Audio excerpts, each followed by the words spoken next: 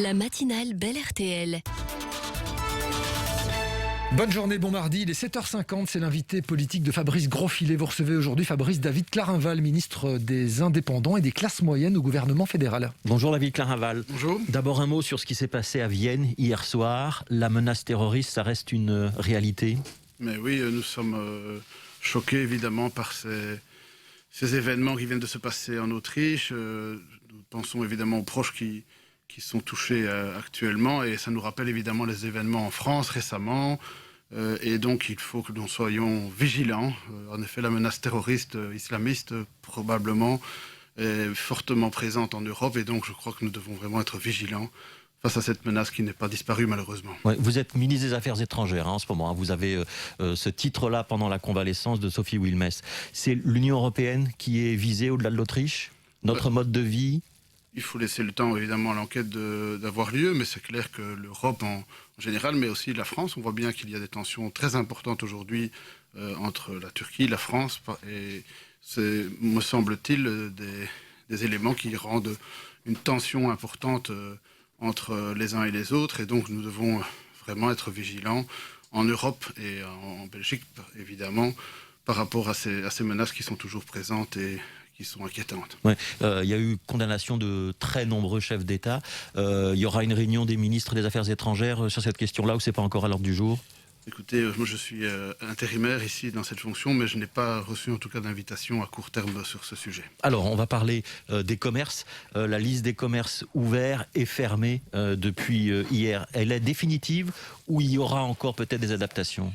Mais en fait, nous avons en effet arrêté la liste définitivement, mais il y a toujours des possibilités d'adaptation via les FAQ, les Frequently Asked Questions, où il y a toujours des détails qui sont parfois précisés par la suite. Je pense par exemple aux toiletteurs canins qui n'ont toujours pas trouvé de réponse à leurs questions. Ouais. Il y a toujours des détails qui doivent encore être tranchés, et les échanges entre le ministre de l'Intérieur et les autres ministres sont encore présents. Ça veut dire que les toiletteurs canins, c'est pas encore clair. Théoriquement, ils doivent être fermés, et même s'ils contestent la mesure, non? Mais en fait, ils contestent la mesure. Il faut savoir qu'on pourrait imaginer que les toiletteurs canins puissent travailler en click and connect, donc, ou en takeaway, c'est-à-dire qu'on apporte le chien devant le toilettage, et on vient rechercher son chien une fois que le toilettage est terminé. Du moment qu'il n'y a pas de contact entre le propriétaire et celui qui effectue le toilettage. Moi, c'est ce qui me semble, mais c'est vrai que tout le monde n'interprète pas ça comme ça, et donc il y a encore des questions qui se posent, et on va y apporter les réponses très prochainement. Ouais, il y a beaucoup de contestations dans le secteur des agents immobiliers. Certains estiment qu'ils ont le droit de faire des visites de biens et que l'arrêté ministériel n'est pas clair, qu'il ne le leur interdit pas clairement. C'est votre analyse ou pas? Non, là malheureusement c'est très clair. Ce sont les activités de syndic qui peuvent encore avoir lieu, mais les activités de visite pour la vente de biens immobiliers ne sont pas autorisées.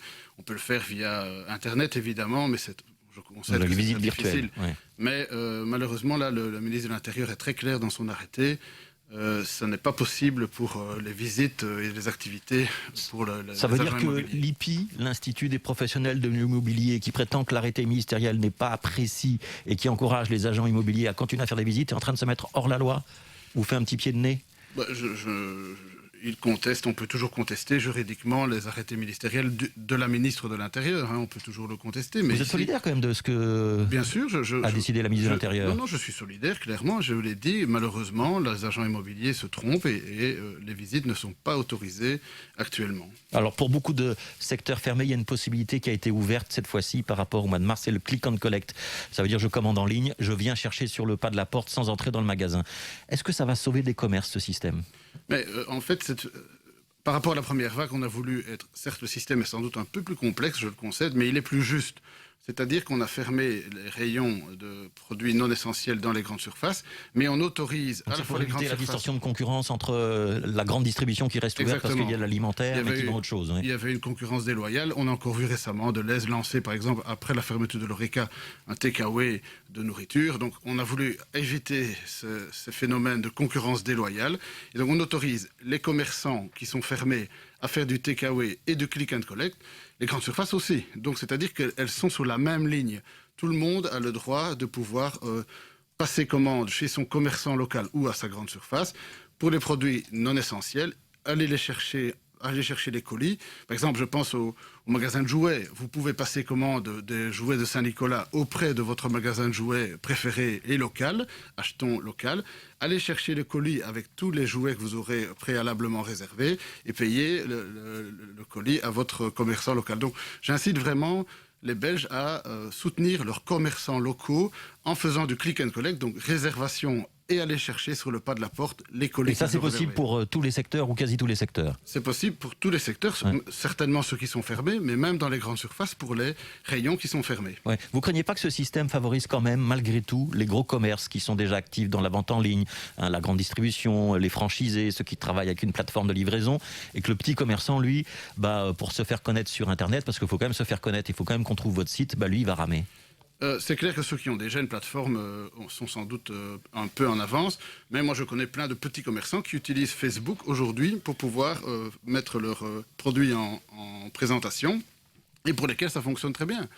Et donc, on va les aider, les petits commerçants, à prendre ce virage numérique? En effet, Mathieu Michel a annoncé qu'il va mettre en place une plateforme numérique pour aider en effet celles et ceux qui ne sont pas encore équipés, et on va évidemment tout mettre en œuvre pour que les commerçants soient le moins impactés. Pas seulement avec le click and collect, aussi toute une série de mesures financières que l'on va mettre à leur disposition. Je pense à la double passerelle pour tout. C'est le droit passerelle qui est multiplié par 2, ouais. Voilà, tous les indépendants qui doivent fermer ou qui sont de facto fermés. Je pense aussi aux exonérations de cotisations ONSS pour les entreprises qui doivent fermer ou qui sont de facto fermées, mais aussi une prise en charge partielle de primes de fin d'année. C'est un paquet de 38 mesures qui sont sur la table du gouvernement aujourd'hui et qui devront être annoncées demain lors de la décision qui sera prise en Cairn. Il y en a déjà 34 qui ont été validées hier. On a encore 4 qui doivent être discutées aujourd'hui. Mais demain, nous aurons 38 mesures de soutien pour tous les secteurs, à la fois des mesures transversales, celles que je viens de vous parler, mais aussi des mesures plus sectorielles, pour toute une série de secteurs spécifiques. Ça veut dire qu'il y aura des aides spécifiques pour certains secteurs plus en difficulté que d'autres. Toutes ces mesures, notamment le droit passerelle ou le chômage temporaire, elles sont valables jusqu'à quand, David Caraval? Est-ce qu'il faudra les prolonger sur 2021? Alors, certains parlent d'avril, par exemple. Pour le moment, les mesures sont prises jusqu'à la fin de cette année. Et beaucoup viennent déjà d'être prolongées hier jusqu'à fin du mois, premier trimestre de l'année. Donc c'est clair que malheureusement elles n'ont pas encore toutes été décidées parce qu'il y a aussi des questions budgétaires à trancher. Mais en tout cas, les mesures les plus importantes, que ce soit le chômage à temps partiel, le chômage temporaire, ou les mesures de passerelle, elles seront prolongées évidemment bien au-delà de ce début de l'année 21. Bien au-delà, donc en tout cas du 31 décembre. La Libre Belgique avance ce matin le chiffre de 100 000 pertes d'emplois d'ici la fin de l'année dans le secteur privé. C'est un chiffre qui vous semble crédible, qui vous inquiète? Mais vous comprenez bien que c'est terrible ce qui se passe dans le secteur commercial aujourd'hui. Les indépendants souffrent terriblement. De nombreuses pertes d'emplois vont avoir lieu. Et c'est pour ça qu'on met tout en œuvre au niveau du gouvernement pour apporter ces mesures de soutien, pour éviter qu'il y ait ces pertes d'emplois. Toute dernière question, l'Union des classes moyennes demande à ce qu'on relance un moratoire sur les faillites. Il avait existé au printemps, il a été levé depuis. Il faut le réintroduire ou pas, rapidement? Aujourd'hui, il y a un moratoire sur les faillites de facto, puisque l'ONSS et le fisc n'entament pas de procédure à l'égard des créanciers. Mais c'est vrai qu'on pourrait réfléchir à la remise en place d'un moratoire, mais de facto, aujourd'hui, il existe. Merci beaucoup, David Caraval. Vous receviez David Caraval, ministre fédéral des Indépendants et des classes moyennes. Belle journée, messieurs. À demain.